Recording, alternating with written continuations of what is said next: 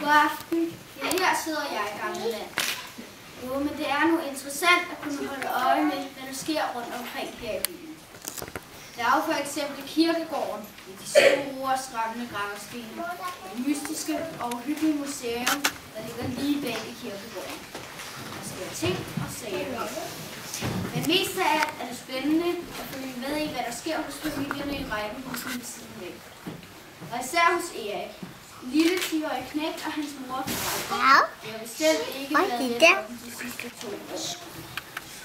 For 2 år siden, en mørk og stormende aften, Eriks lille søster bortført på mystisk vis, og ingen har fået hende siden trods mange forsøg. Om hun død, ved man ikke, men desværre frygtet. Det har taget hårdt på familien, og især denne uvished og mystiske forsvinden gør det ud. Hvad der også er mystisk er, at Erik lige siden hans lille søsters forsvinden har hørt mærkelige og uhyggelige lyde over fra kirkegården. Lydene minder om raslende knogler, og det løber altså ikke koldt ned ad ryggen om hovedet. Det er som om, der er nogen, der kalder på ham.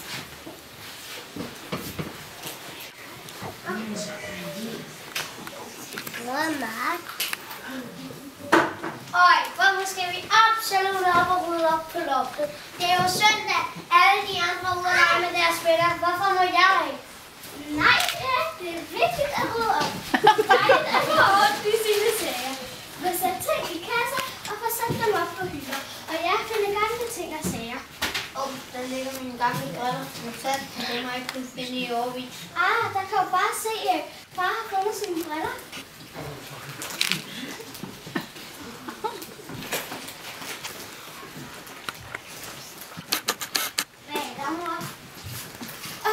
Jeg fandt bare en tegning, som Sofie havde lavet til mig på min fødselsdag for 3 år siden. Hvor jeg savner hende. Hvor må hun er? Ja, det ville være rart at vide. Ja, men vi må også komme videre.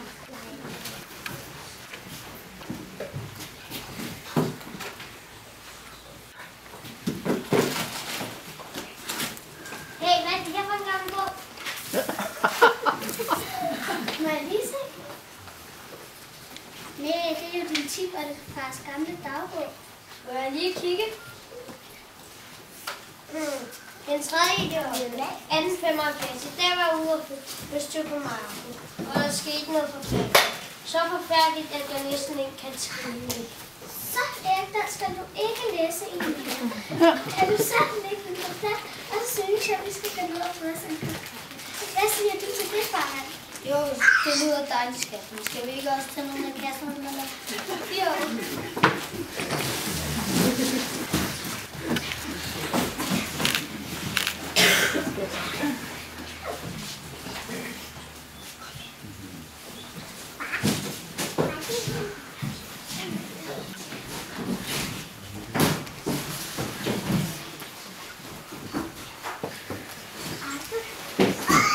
Ja.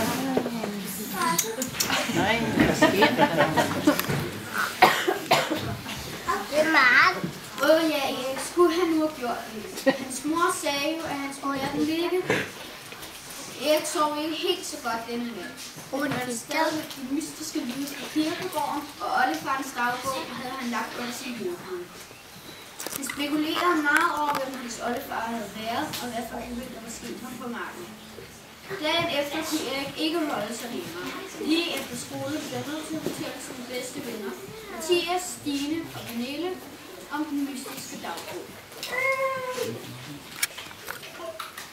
Hej, hvad? I går var jeg op på loftet sammen med mine forældre. Helt vildt. Men jeg fandt noget, nemlig min tipoldefars gamle dagbog. Ja. Jeg begyndte at læse lidt i den, og der stod noget mærkeligt.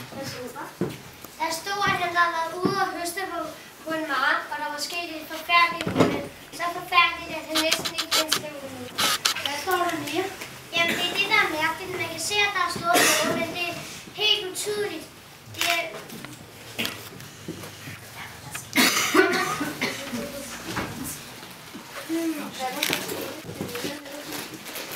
Ja, Erik hørte stadigvæk de der lyde over fra kirkegården. Ja, og det er hver eneste nat. Hvad er det, det lyder? Det lyder som nogle knogler, der ryster, og så er der en, der er en uhyggelig melodi. har lige fået den bedste idé. Hvad vil vi tage over på kirkegården og overnatte der? Hvorfor i verden så lyder det ikke? Ej, lad nu være med at være så pidetøser. Tror du ikke, det har noget... Ved du, tror du ikke, det er lyd? Det er meget. Lydene har noget med dagbogen at gøre?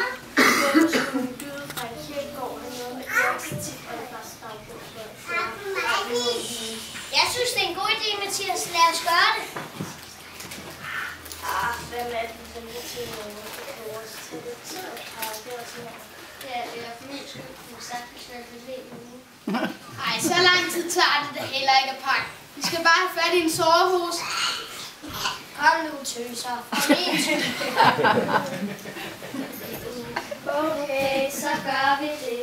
For din skyld. Du skal også bare have din vilje hver gang.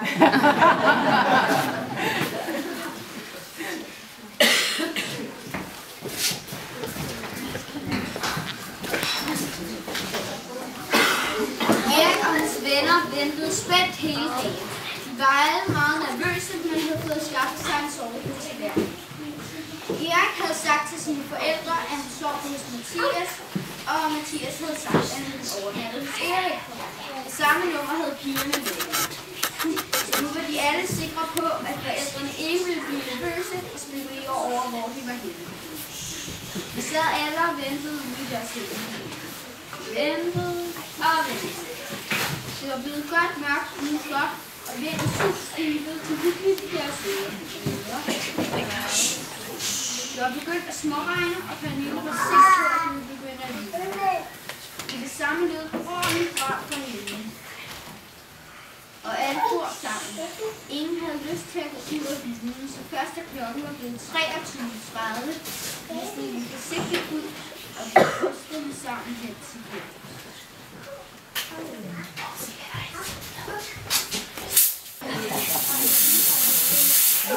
Ej. Shit.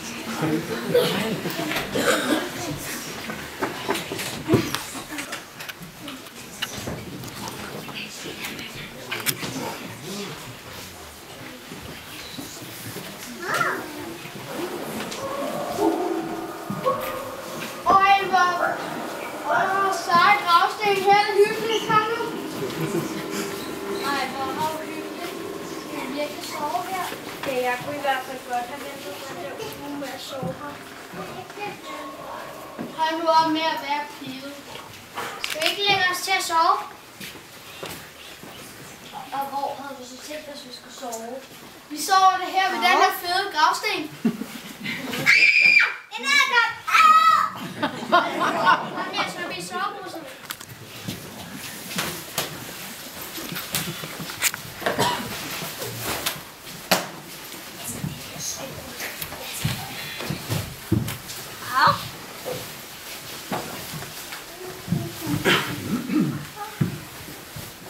Har jeg ikke lidt stille? Lidt for stille? Ja, Erik, kan du høre de lyd, som du plejer her? Nej. Hey, jo, vent lidt.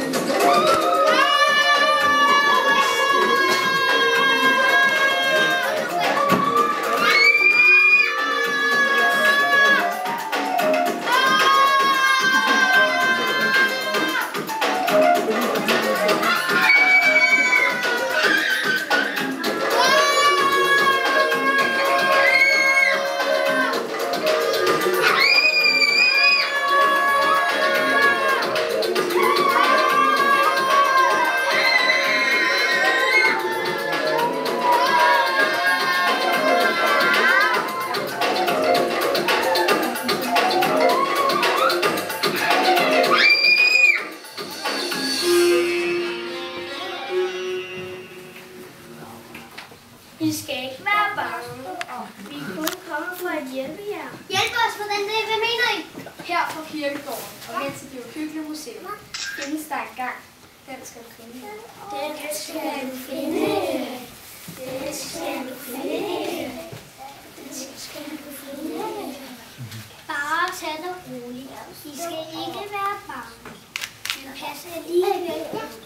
Det er ikke et helt almindeligt museum. Hvilket museum? Det vil være godt for dig.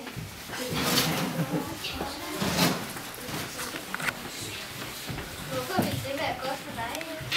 Aner det ikke.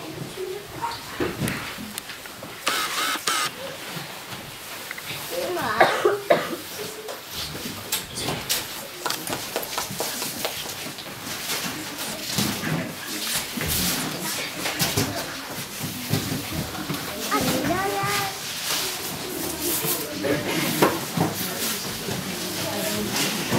Ja.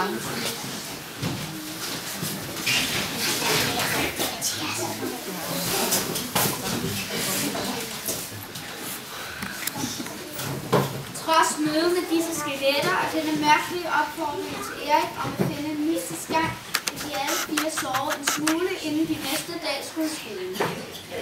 De var alle godt trætte i skolen, men de blev lysvungne, da de hørte deres lærer fortælle, at de skulle på museumsbesøg. Det var ikke et hvilket som helst museum, de skulle til. Det var det uhyggelige og skræmmende museum, som lå lige bag ved kirkegården. Det museum, som skeletterne havde sagt, at Erik skulle gå hen til for at finde en mystisk gang. Alle Eriks venner kredsede sig om Erik i kvarteret. Og efter et stykke tid havde de alle besluttet sig for, at de ville finde den mystiske gang. De havde lavet en plan, nemlig at gemme sig på et af museets toiletter, indtil alle gæsterne på museet var gået hjem. Erik ville tage sin dagbog. Det ville være, at han ville få brug for det. Klokken er nu 22:58, og museumsmanden går sin sidste runde. Han låser alle døre, men taber sin punkt på hovedet. Han opdager det ikke, men går videre. Klokken er blevet 22:59, og Erik og hans venner lister sig langsomt ud på toilettet. Hvad vi ikke ved er, at alle billeder med museet præcis klokken 23:00 bliver levende. Nej.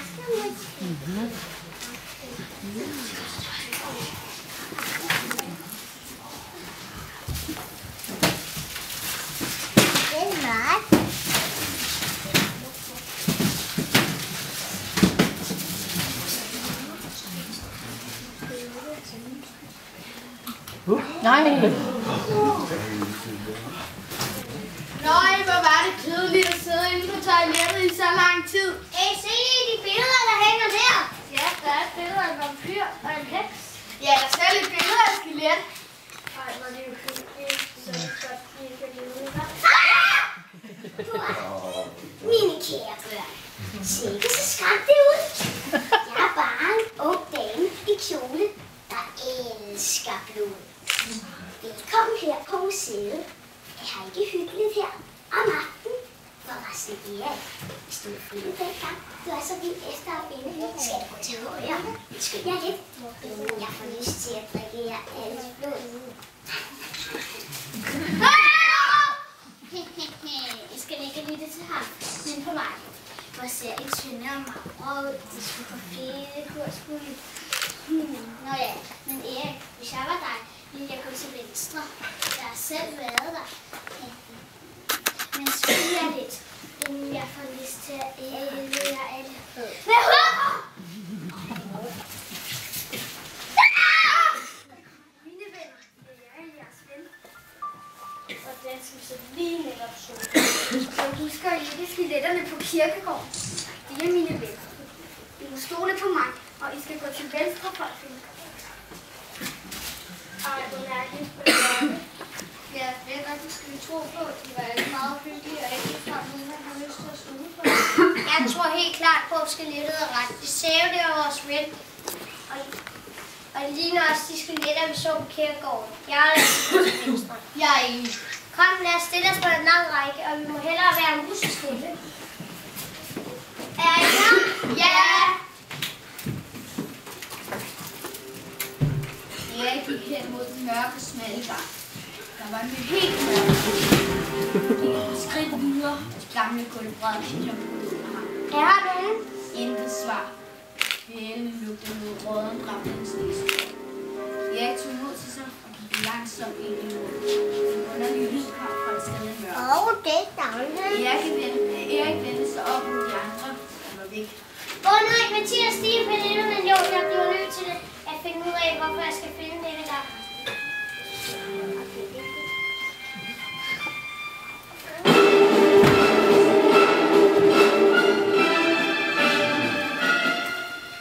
Hvad laver du her? Hvad vil du, og hvordan har du fundet denne gang? Jeg skal låse det. Hvad skal du? Lucinel sagde, at jeg skulle finde den gang, men jeg ved ikke, hvorfor. Hvem er du? Du kommer ikke dig på med dig. Nej, jeg kan ikke gå. Jeg skal vide, hvorfor jeg skal finde den gang. Du skal på. Nej. Godt så, men det er ikke bare et råd. Forberedt på det. En gang for mange år siden, 1875, var jeg ude og høste på en mark. I 1875? Jeg vil så sige, at du er død. Ja, jeg er død. Jeg er en genganger ude på denne mark. Jeg var brutalt myrdet af min ven. Ja, jeg troede, han var min ven, men nej, han slog mig ihjel med en sne, og nu er jeg til i denne verden for at straffe denne mand. Det gør jeg ved at sove for hans familie generation efter generation. Og denne gang har jeg bortfaldt lille søster fik der skal. Han hedder Igor Hansen. Igor Hansen? Det er jo min oldefar. Vil det så sige, at det er mor der? Og det er der, hvor man ikke kan se, hvad det er, han har skrevet i sin dagbog. Og har du taget en lille søster? Det må være Sofie. Sofie! Hvor har jeg savnet dig? Det er nej. Min fine ven, du skal blive her hos mig for evigt. Hjælp mig. Erik, stop. Lyt til mig. Jeg er den gode fri, og jeg kan hjælpe dig. Den skrift, som du ikke kan læse, kan jeg trylle frem til dig. I din tipoldefars dagbog står der, at din tipoldefar var ganske uskyldig. Vis dette til gengangeren, og han vil vide, at det var et uheld. Kom her med dagbogen.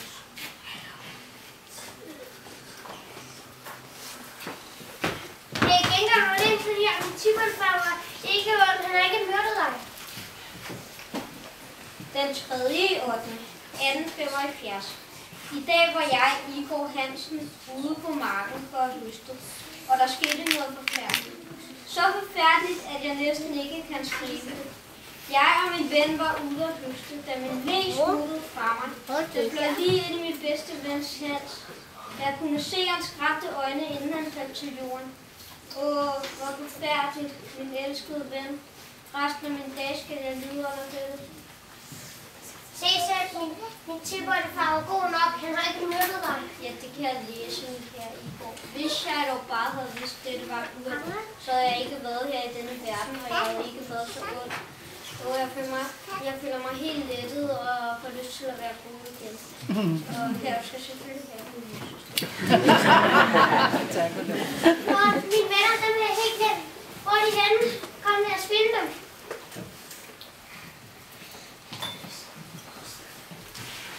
Nej, mine venner, de er blevet fanget. Hvad skal jeg gøre? Bare tage det roligt. 11:30 kan billederne ikke længere holder sig, og dine venner vil automatisk falde ud, og 12:30 nu. Hvor er vi? Hvor har vi været? Hvor har vi været henne? Hvor er jeg glad for at se jer. Og se, jeg har fundet Sofie. Sofie! Men hvem er så ham den gamle mærkelige mand? Det er en genganger, men det er en lang historie. Kom, lad os komme hjem.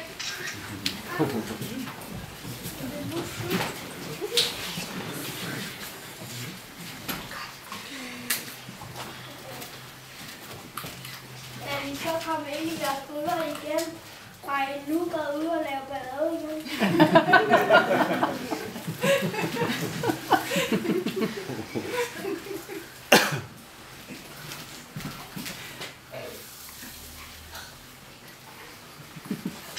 Man kan da heller ikke regne med de skeletter.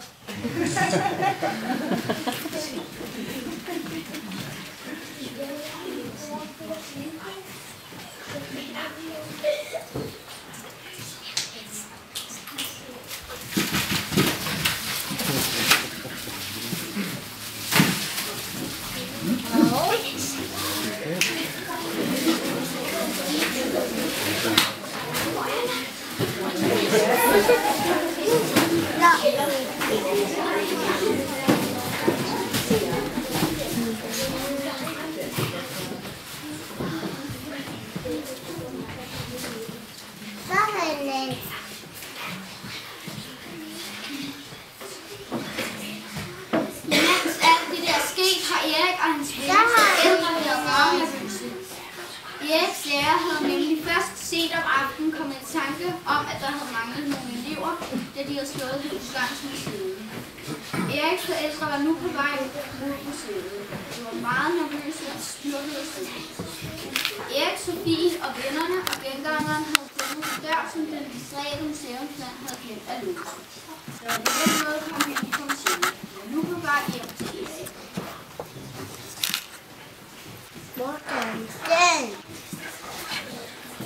Kom så, farmand. Vi må finde Erik. Jeg vil så se jer derfor. Jamen Erik, er det dig? Gud skal tage mig lov i live. Mor lille, har du set? Stille, farmand. Erik er kommet tilbage. Jamen se, hvad der står der. Sofie, er det dig? Er du virkelig i live? Farmand, Sofie er kommet tilbage. Hvor har I dog været henne? Vi har været så nervøse.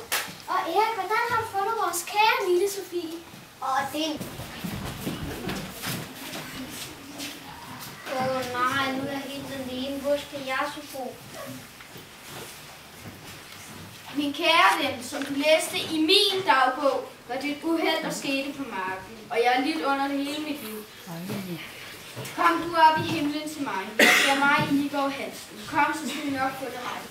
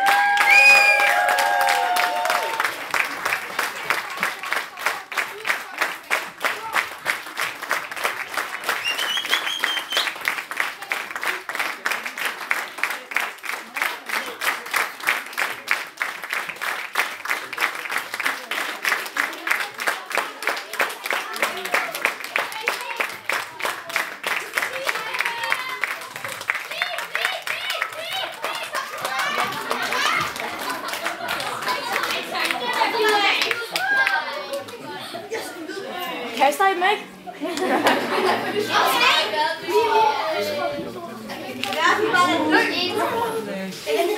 Jeg tror, der kommer en konflikt. Alle de andre er gået ind. Vi kunne så ikke kaste mig. Ja, så vi godt få den sidste gang.